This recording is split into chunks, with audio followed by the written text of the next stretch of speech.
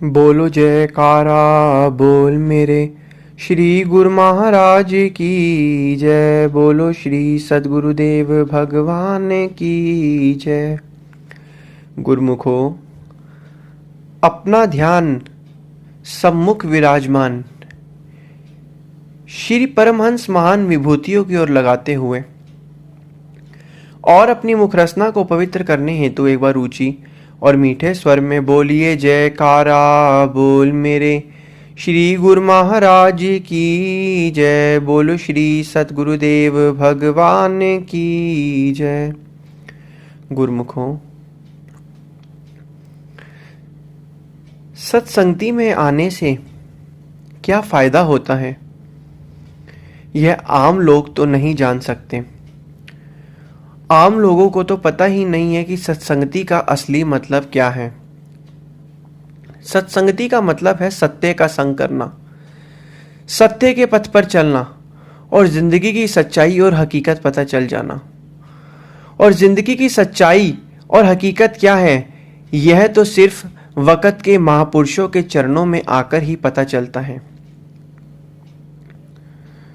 जब हम वक़्त के संत महापुरुषों की चरण शरण में आते हैं, जो हमारी आंखों पर काल और माया की पट्टी चढ़ी हुई है, संत महापुरुष अपने ज्ञान द्वारा उस पट्टी का नाश करते हैं और हमें विवेक रूपी चक्षु प्रदान करते हैं।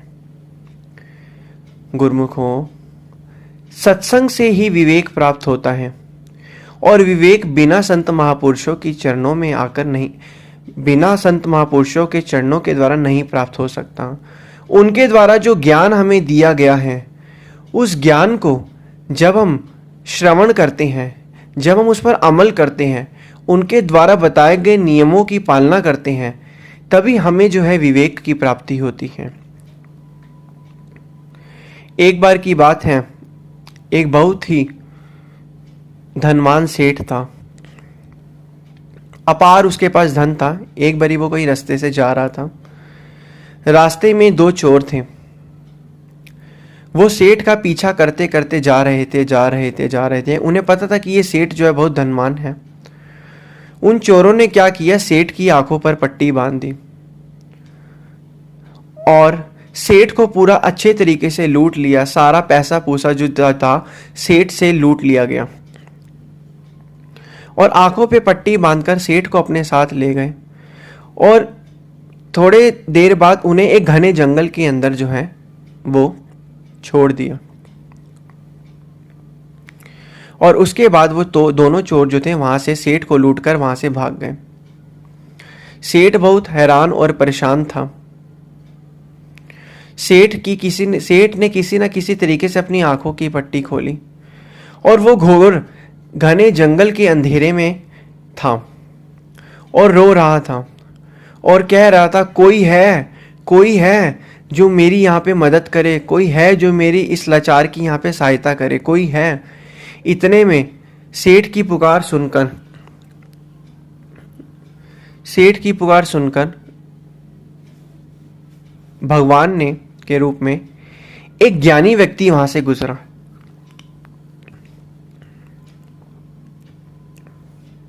उसने कहा, एक ज्ञानी व्यक्ति जो वहां से गुजरा, तो सेठ ने उससे पूछा, मैं कहाँ हूं? तो ज्ञानी व्यक्ति ने कहा, आप इस घोर जंगल में हो। इस जंगल को पार करके एक रास्ता आ जाएगा तो आप बाहर मेन रोड पर पहुंच जाओगे। सेठ ने उसका धन्यवाद किया। सेठ ने कहा, फिर मेरा घर यहाँ पर पड़ता है और मैं अपने घर से बहुत कोसों मीटर दूर हूँ, तो मैं अपने घर कैसे पहुँचूँ? ज्ञानी व्यक्ति ने उसकी मदद की, कहा कि ये जंगल को आप जब क्रॉस करोगे तो सामने एक रोड आएगा, रोड को क्रॉस करके सामने एक और जंगल आएगा, उस जंगल को क्रॉस करके एक और रोड आएगा और उसके बाद एक छोटा सा जो है गांव आ जाएगा।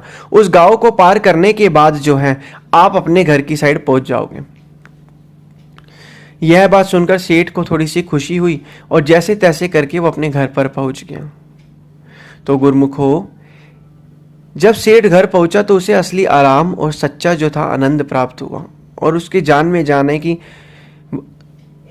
अच्छी बात है कि मैं जिंदा तो बच गया।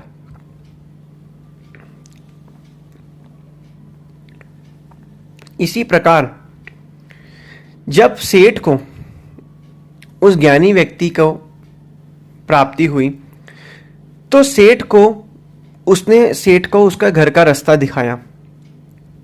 इसी प्रकार जब गुरुमुख जो हैं संतों महापुरुषों की चरण शरण में आते हैं, तो संत महापुरुष जो इंसान की आंखों के ऊपर जो अंधेरा छाया हुआ है, जो पर्दा रखा हुआ है, उस पर्दे को हटा देते हैं और उन्हें सच की परख कराते हैं और उन्हें असली रास्ता बताते हैं और विवेक प्रदान करते हैं कि असली में तुम्हारा मकसद क्या है, असली में तुमने किस रास्ते पर जाना है। जिस प्रकार उस ज्ञानी व्यक्ति के आने से सेठ का जो जीवन बदल गया और सेठ अपने घर के रास्ते पर चला गया, इसी प्रकार संतों महापुरुषों के वचनों और उनके सत्संगति को प्राप्त करने के बाद जो आंखों के ऊपर जो हमारा पर्दा है, वो सब का सब पर्दा जो है नष्ट हो जाता है, हट जाता है और जीव जो है अपने असली लक्ष्य पर, अपने असली लक्ष्य और पथ पर चलने शुरू हो जाता है और उसे विवेक की प्राप्ति होती है।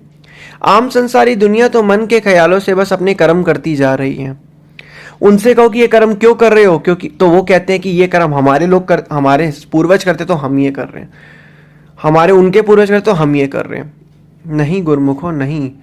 मालिक ने हमको श्वासों की पूंजी लेकर इस धराधाम पर भेजा है, सिर्फ किस लिए, और साथ में संतों महापुरुषों की चरण शरण में भेजा है कि संतों महापुरुषों की चरण शरण में जाने से तुम्हें जो मालिक ने श्वासों की पूंजी भेजी है उसका किस तरीके से इस्तेमाल करना है, वो वक़्त के संत महापुरुष ही समझा सकते हैं।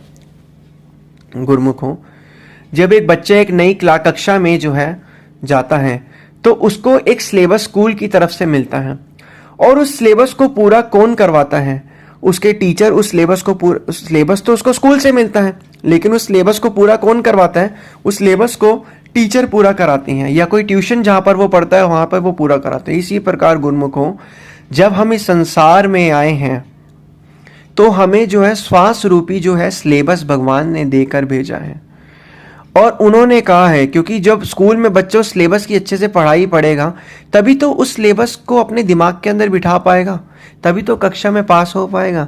इसी प्रकार जो हमें श्वास रूपी जो सिलेबस मिला है, उस सिलेबस को पूरा कौन करवाता है, उस सिलेबस को पूरा वक़्त के संत महापुरुष की चरण शरण में जब हम आते हैं तो वह हमें बतलाते हैं कि इस सिलेबस को कैसे पूरा करना है। इस सिलेबस को जो हमें श्वासों की पूंजी मिली है, उस श्वासों की पूंजी को, हर एक श्वास की पूंजी को नाम में लगाकर तभी हम उस सिलेबस को अच्छे से पढ़ सकते हैं और अपने अंदर बिठा सकते हैं। तो इसलिए गुरुमुखों, समय तो बहुत बीतता जा रहा है। जिस प्रकार डाली से उतरा हुआ एक फल दोबारा नहीं लग सकता,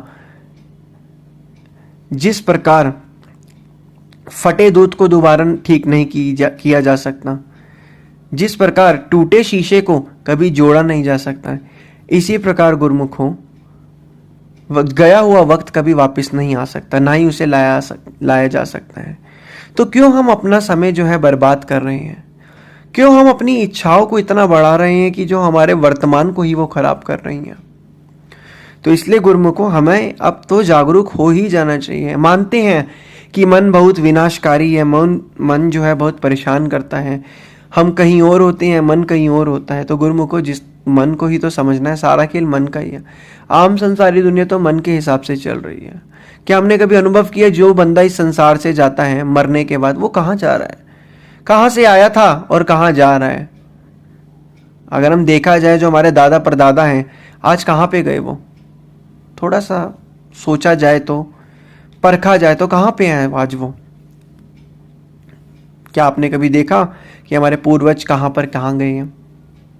तो गुरुमुखों, इसलिए हमने भी एक दिन ऐसी सबने यहाँ से चले जाना है और हमारा कोई अता पता नहीं है कि हम कहाँ जाए। लेकिन अगर हम संतों महापुरुषों की चरण शरण को ग्रहण करके, उनके द्वारा बताए गए नियमों की पालना करके, अगर हम सही समय पर सही रास्ते पर, कहते हैं कि जब सही समय पर जिसको सही रास्ता मिल जाता है तो उसकी किस्मत ही चमक जाती है। इसलिए गुरुमुखों, हमें सही समय पर सही रास्ता मिल चुका है, वक़्त के संतों महापुरुषों की चरण शरण को ग्रहण करना और उनके द्वारा बताए गए नियमों की पालना करना। गुरुमुखों, संसार में एक ही सच्ची चीज़ है, प्रभु का नाम जो सुख दे सकता है। ये हम आप सभी से अपना पर्सनल एक्सपीरियंस शेयर कर रहे हैं कि एक प्रभु का नाम ही सच्चा सुख दे सकता है।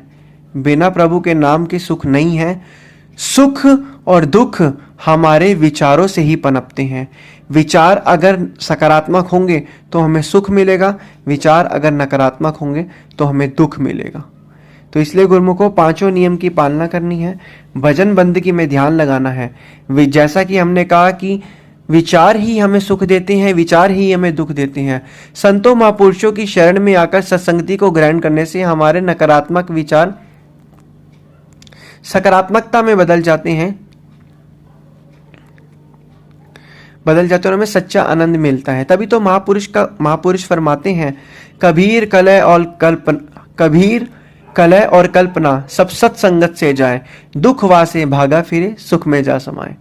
तो जो कलह कल्पना जो है ये सब सत्संग से जाती है और दुख वहां से भाग जाता है और सुख के अंदर समा जाता है। तो इसलिए गुरुमुखों, हम सभी गुरुमुखों का परम कर्तव्य और प्रथम धर्म यही है कि हमें संतों महापुरुषों की आज्ञा और मौज में चलना है। क्योंकि आज्ञा और मौज का मतलब क्या है? मान लिया आपके पास 1 लाख रुपए है, आप इच्छा कर रहे हो कि मेरे पास 10 लाख रुपए हो। जब आप अपनी इच्छा 10 लाख रुपए बढ़ाओगे तो आपका मन अशांत होगा। लेकिन अगर आपके पास 1 लाख है और आप कहोगे कि प्रभु आप ही की कृपा है, जो कर रहे हैं आप ही कर रहे हैं, 1 लाख आप ही ने दिया है तो ये 1 लाख आप ही करो, आप ही ने बनाए, और अगर 10 लाख भी बनने होंगे वो भी आप ही बनाएंगे। उस सोच तो हमारी 10 लाख की भी आएगी, लेकिन वो प्रभु की मोज के ऊपर निचवार हो जाएगी। तो इसलिए हमें तब सच्चा सुख और शांति मिलेगा। गुरुमुखों, मन पर नियंत्रण किस तरीके से किया जा सकता है, ये इतना आसान नहीं है, लेकिन अगर इसका निरंतर अभ्यास किया जाए तो हम मन पर नियंत्रण तो पा ही लेंगे, साथ में भक्ति परमार्थ के पथ पर चलकर इस अपना जो ये जीवन है वो सफल बना लेंगे। बोलो जयकारा बोल मेरे श्री गुरु महाराज की जय। बोलो श्री सतगुरुदेव भगवान की जय।